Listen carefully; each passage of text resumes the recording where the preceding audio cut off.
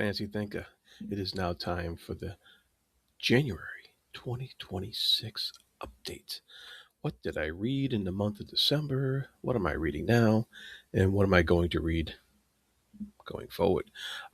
So with the new year brings some new hopes and dreams for the coming year. Hopefully everything is going to be great and wonderful for everybody out there that is listening. And hopefully you're going to be reading some good books, and that's what I plan to do. I got a lot of read-alongs planned for the coming month. We'll see if I can. We'll see if I can. You know, keep up with them all. um, but needless to say, let's get into what I finished in December. Let's see. First thing, I finished Gregory Benford's Timescape. This was a really cool exploration of time and the uh, the it takes place in two different time periods, 1950s and 1998, even though it was written in 1980. But in one time period is trying to talk to the other one, and it was really interesting. Benford is a scientist himself, and he was trying to explain how time works, and you know I think he did a pretty cool job. I don't think anybody actually can ever really explain how time works, but I think it was a neat novel indeed. I liked it, and so what else did I read? What else did I finish off in December? I finished off Revelation Space by Alastair Reynolds. This is a very ambitious space opera. Uh, I loved Reynolds' ideas. I think they were spectacular. I wish his character work was a little better. I didn't really care for any of the characters, didn't really care what happened to them, but I am willing to carry on with the second book in this Inhibitor trilogy series called Redemption Arc. So it had that much potential, so I'm looking forward to that as well. Let's see, I also finished Song of Our Bone by Guy Gavriel Kay. This is my second K novel, and I had a great time reading this book. This book is like it's weird. It's everything you want from a fantasy, but it's so little fantasy in it. There's just slight hints and aspects. It's more like a historical. Feels like more like a historical novel, but it's on its secondary world. So um, that's part of the fantasy, but very cool. I really like Kay's writing, and I am looking forward to more Kay further down the road here. Okay, I also finished this book here, The Downloaded by Robert Sawyer. This was a fun post-apocalyptic novel that was also had to do with uh, consciousness and downloading your consciousness and all this neat ideas that Sawyer was exploring in a mere 200 pages. He explored a lot of neat stuff about virtual reality and just what would happen if you were downloaded for a long time and then all of a sudden woke up and the earth was totally changed. So it's pretty cool stuff from Robert Sawyer. He's a really cool guy that I met at ICFA a couple of years, um, and hopefully we'll see him again. I also finished this graphic novel, Frankenstein, New World, The Sea of Forever. This is volume 2 in the New World series, and this is in the world from the world of Hellboy. So Mike Mignola has something to do with this book, and art by Peter Bergting. Very, very cool. I really enjoy everything that Mignola puts out for the Hellboy universe. All the side project he does for it is just amazing. So that's cool. And I also finished John Wyndham's The Chrysalids. This is a 1955, also a sci-fi masterwork from 1955, and this was a also a post-apocalyptic novel, um, and it was pretty fantastic. It really had a it had the that that small town feel of a post-apocalyptic novel where they're scared of what happened before, and so they put in these artificial strictures based around religion, um, to control their own population, and it becomes very what's the word for dystopian? So a thoughtful entry into the post-apocalyptic canon. Very thoughtful. I really enjoyed that one as well. All right, and for most of those books that I finished, you can find reviews for them on my channel. And so, all right, so I also finished a whole bunch of short stories. Um, and so let's see, let's get into that. From Shaper of Worlds, Volume 5, I finished a story called The Good Gornak by James S. Peet. This story was pretty good. It was a little obvious, but it had a pretty cool idea and message behind it. So I enjoyed that. So from the big book of science fiction, I finished The Snake Who Read Chomsky by Josephine Saxton. I finished, and that was weird. That was a weird story. I finished Raiko's Universe box by Kajio Shinji. That was a pretty cool story. I really liked that one. And I finished Swarm by Bruce Sterling, which started off slow but ended fantastically. So another good grouping of short stories from the big book of science fiction that we read on Speculative Speculations podcast. Um, all right, and I also read the next short story in Stephen R. Donaldson's Daughter of Regals and Other Tales that was entitled Mythological Beast, I believe. Yes, Mythological Beast. And had a discussion on my channel for the short fiction side hustle with my friends.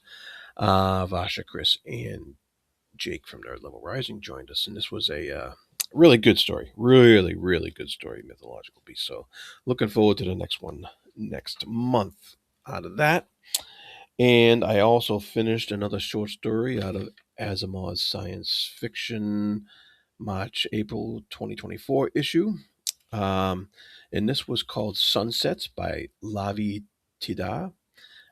Pretty strange tale about people who can grow extra body parts and then kind of shave them off and sell them. It's kind of weird, but that's okay. It was well written though, but it's a very strange story. Short though, nice and short. It was good. All right. So what else? Yes, I think that's all the short stories I finished. So moving on to what am I reading right now? I am reading.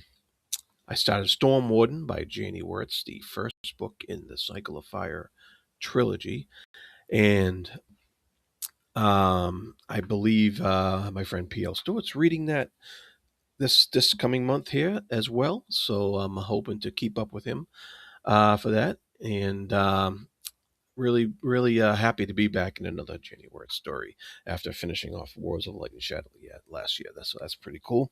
Uh, I'm also doing a slow deep dive into Forge of Darkness reread by Steven Erikson, of course, book one of the Carcanis trilogy.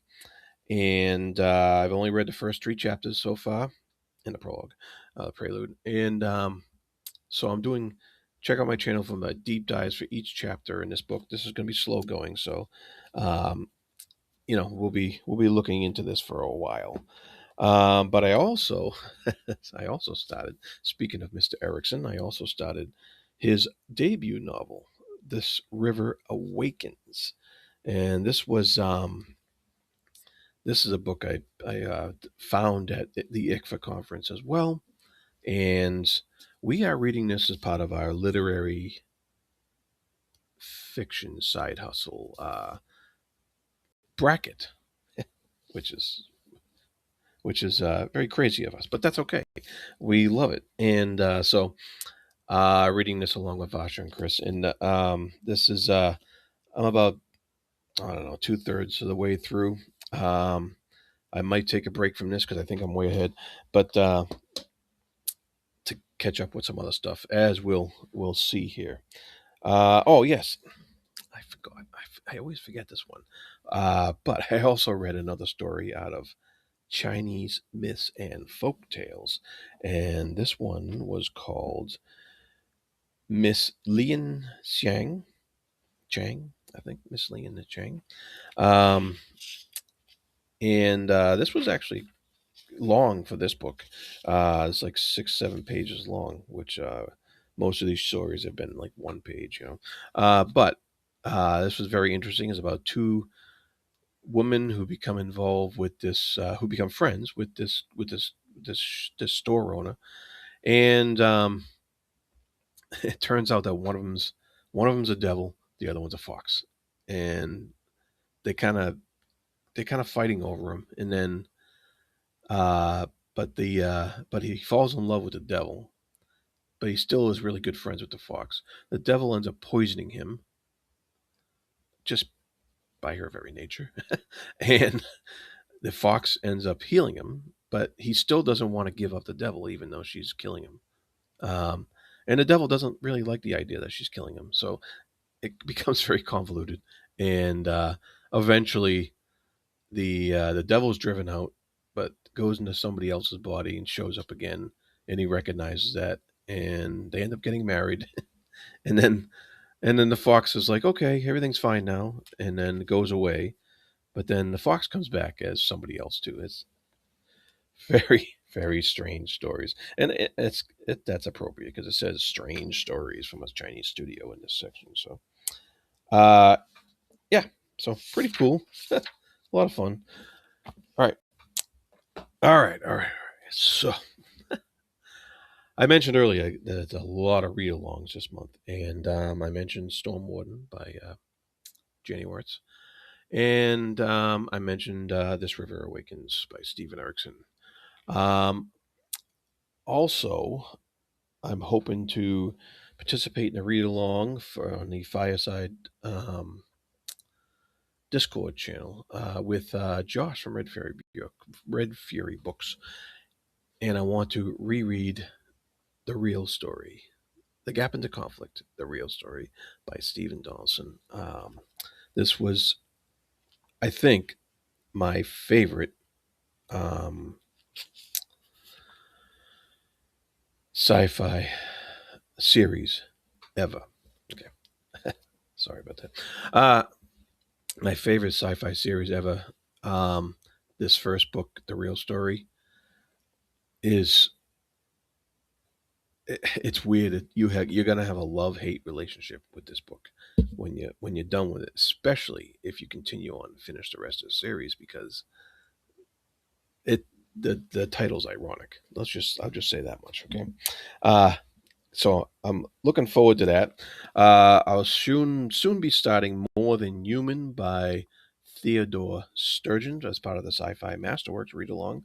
It's in the copy I have is in this collection of American science fiction from 1953 to 1956, and More Than Human is in this collection. So looking forward to that as always. I love those Sci-Fi Masterworks. Um, and I'm also hoping to also do another Erickson read along. I'm hoping to read Willful Child, Erickson's parody of Star Trek, and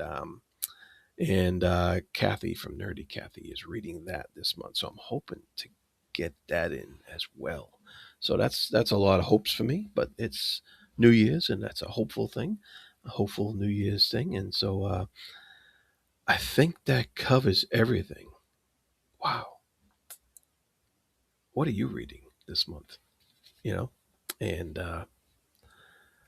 what have you read that was great in December as well?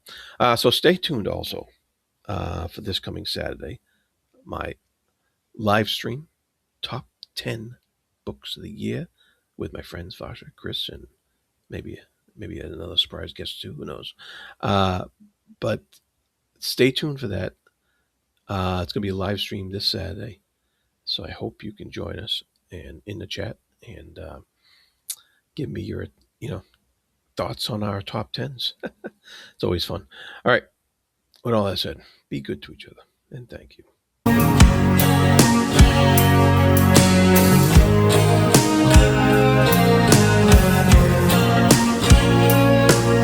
Never one for conversation.